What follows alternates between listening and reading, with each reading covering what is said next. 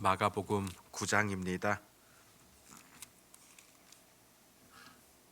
마가복음 9장 38절에서 50절까지 말씀입니다. 마가복음 9장 38절에서 50절입니다. 우리 같이 하나님의 말씀을 읽도록 하겠습니다.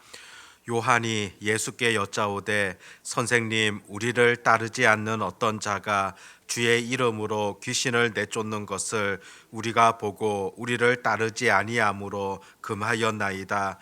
예수께서 이르시되 금하지 말라. 내 이름을 의탁하여 능한 일을 행하고 즉시로 나를 비방할 자가 없느니라. 우리를 반대하지 않는 자는 우리를 위하는 자니라. 누구든지 너희가 그리스도에게 속한 자라 하여 물 한 그릇이라도 주면 내가 진실로 너희에게 이르노니 그가 결코 상을 잃지 않으리라. 또 누구든지 나를 믿느니 작은 자들 중 하나라도 실족하게 하면 차라리 연자 맷돌이 그 목에 매여 바다에 던져지는 것이 나으리라. 만일 내 손이 너를 범죄하게 하거든 찍어버리라. 장애인으로 영생에 들어가는 것이 두 손을 가지고 지옥 곧 꺼지지 않는 불에 들어가는 것보다 나으니라. 만일 내 발이 너를 범죄하게 하거든 찍어버리라. 다리 저는 자로 영생에 들어가는 것이 두 발을 가지고 지옥에 던져지는 것보다 나으니라. 만일 내 눈이 너를 범죄하게 하거든 빼버리라. 한 눈으로 하나님의 나라에 들어가는 것이 두 눈을 가지고 지옥에 던져지는 것보다 나으니라. 거기에서는 구더기도 죽지 않고 불도 꺼지지 아니하느니라. 사람마다 불로써 소금 치듯함을 받으리라. 소금은 좋은 것이로되 만일 소금이 그 맛을 잃으면 무엇으로 이를 짜게 하리요. 너희 속에 소금을 두고 서로 화목하라 하시니라. 아멘. 오늘 본문 앞선 그런 말씀을 보면은 우리 예수님께서 고난과 또 죽으심에 대하여서 말씀하시는데 제자들은 어떻습니까? 누가 크냐? 그 문제를 가지고 실랑이를 벌이고 있는 그런 내용들을 볼 수 있었습니다. 그런 제자들을 향하여서 우리 예수님은 제자도에 대하여서 제자로서 가져야 될 자세들에 대하여서 여러 번 말씀해 주셨습니다. 오늘 본문에서도 그런 제자들을 향하여서 너희들이 갖추어야 될 것, 또 잊지 말아야 할 것, 그것이 어떤 것인가를 구체적으로 가르쳐 주십니다. 오늘 38절부터 보면은 제자 가운데 한 사람이었던 요한이 예수님께 나와서 이런 말을 하게 됩니다.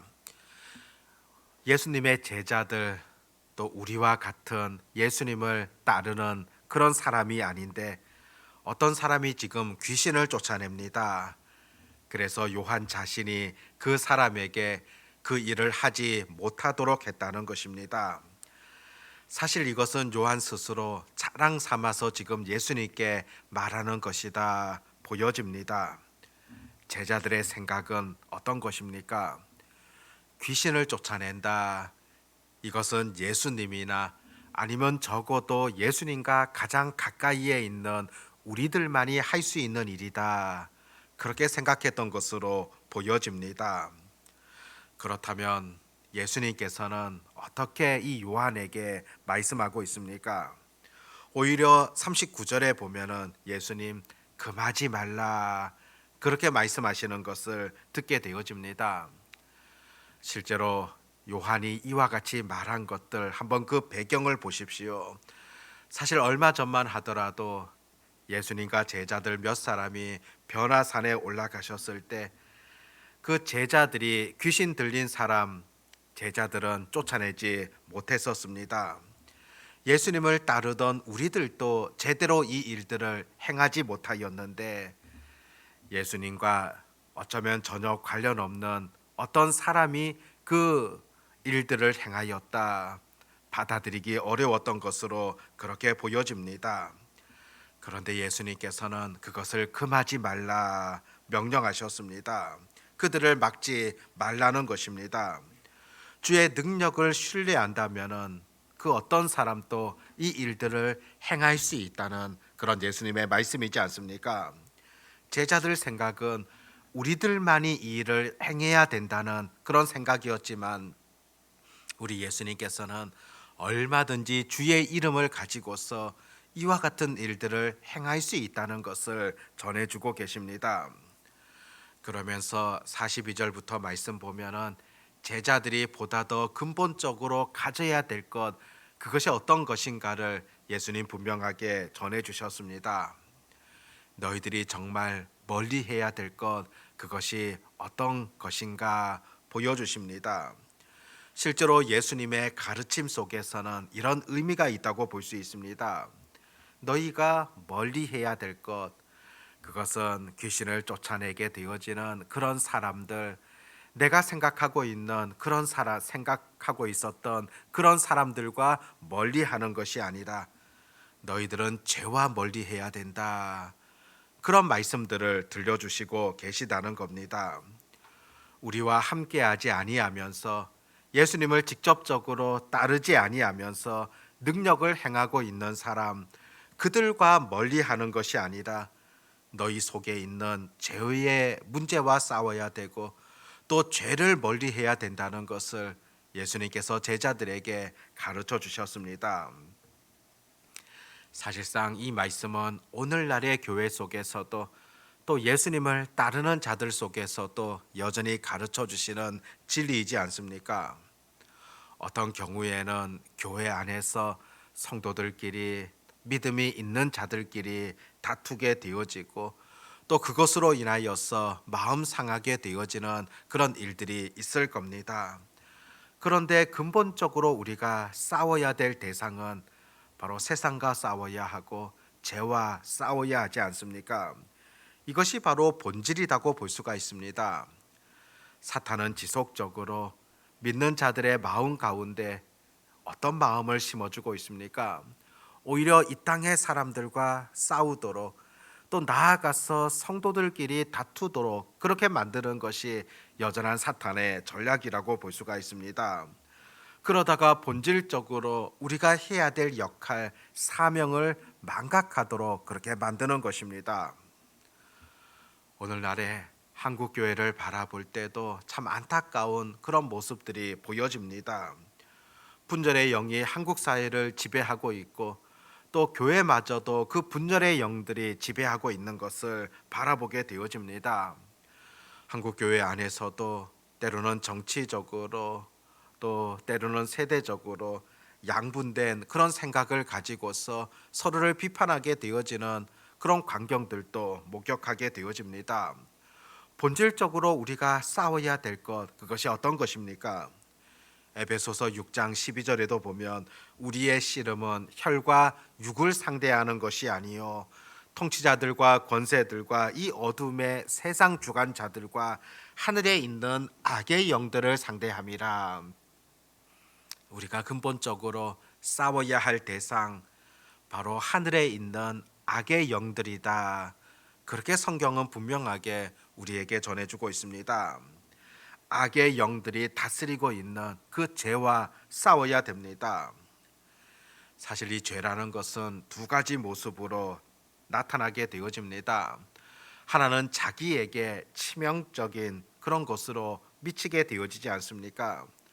죄를 통하여서 나 자신에게 치명적인 그런 영적 무익함을 주게 되어지고 그뿐이 아니라 죄라는 것은 다른 사람들에게까지 그 위험을 끼치게 되어지는 그런 경우들로 나타나곤 합니다.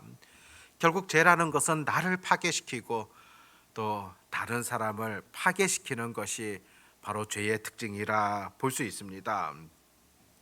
오늘 본문에도 보면 42절에 또 누구든지 나를 믿는 이 작은 자들 중 하나라도 실족하게 하면 차라리 연자 맷돌이 그 목에 매여 바다에 던져지는 것이 나으리라. 작은 자들이 실족하게 되어지는 것, 이것이 얼마나 큰 죄악인가를 언급하고 있습니다. 작은 자 하나를 실족하게 한다면은 차라리 연자 맷돌이 그 목에 매여서 바다에 던져지는 것이 낫다. 그렇게 주님께서 표현하시는 것을 보게 되어집니다. 이스라엘의 연자 맷돌 같은 경우에는 우리나라 맷돌보다도 훨씬 더 큽니다. 그 연자 맷돌을 목에 달고서 바다에 던져진다. 숨 한 번 쉬지 못하고 그대로 죽게 되어지지 않겠습니까? 실제로 당시에는 사형제도도 이와 비슷한 것이 있었다고 합니다. 무거운 돌을 메고서 그 물에 빠뜨리는 것입니다. 오늘 본문을 통하여서 죄를 통하여 다른 사람을 실족하게 하는 것, 그것이 얼마나 무서운가 지적하고 있지 않습니까? 실족하게 하는 것보다도 바다에 빠져 죽는 것이 낫다. 다른 사람들을 죄를 통하여 영적으로 실족하게 하는 것, 이것이 하나님 앞에서 얼마나 무서운 죄인가를 본문은 분명하게 드러내는 것을 보게 되어집니다. 작은 자라, 그렇게 말씀하는데 이 작은 자라는 것은 어린 아이일 수도 있고 또 영적으로 약한 자들이다, 그렇게 볼 수 있습니다. 그들에게 대하여서 더 책임감을 가지고서 그들을 더 올바른 길로 인도해야 됨에도 불구하고 오히려 죄를 통하여 그들을 넘어뜨린다.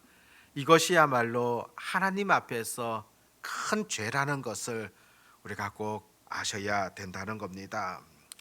43절과 또 45절, 47절에도 보면은 자신의 범죄함에 대하여서 철저한 자각이 필요합니다. 반성이 필요하다는 것입니다.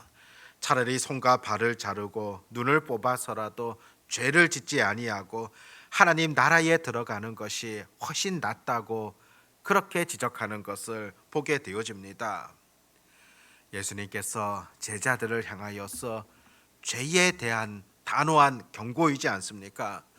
죄에 대하여서는 단호한 태도를 요구하고 있는 그런 예수님의 말씀입니다. 잘못인 줄 알면서도 계속하여 범죄하게 되어지는 것, 과감하게 버려야 됩니다. 결코 죄를 가볍게 여겨서는 안 된다는 것을 분명하게 전해주지 않습니까? 그러면서 이 죄를 지속적으로 짓는다, 바로 그와 같은 자들은 지옥에 이른다는 것을 표현합니다. 47절에 보면은 만일 내 눈이 너를 범죄하게 하거든 빼버리라. 한 눈으로 하나님의 나라에 들어가는 것이 두 눈을 가지고 지옥에 던져지는 것보다 나으니라. 죄와 가장 가까운 곳 바로 지옥이지 않습니까? 그러면서 48절에서는 거기에서는 구더기도 죽지 않고 불도 꺼지지 아니하느니라. 지속적으로 사람들에게 괴로움을 주게 되어지는 그런 장소라는 것을 말해줍니다. 또 49절에서는 사람마다 불로써 소금 치듯함을 받으리라. 소금에 절여지는 것 같이 사람들이 불에 절여진다. 바로 그와 같은 고통을 느끼는 곳이 지옥이라는 그런 표현입니다.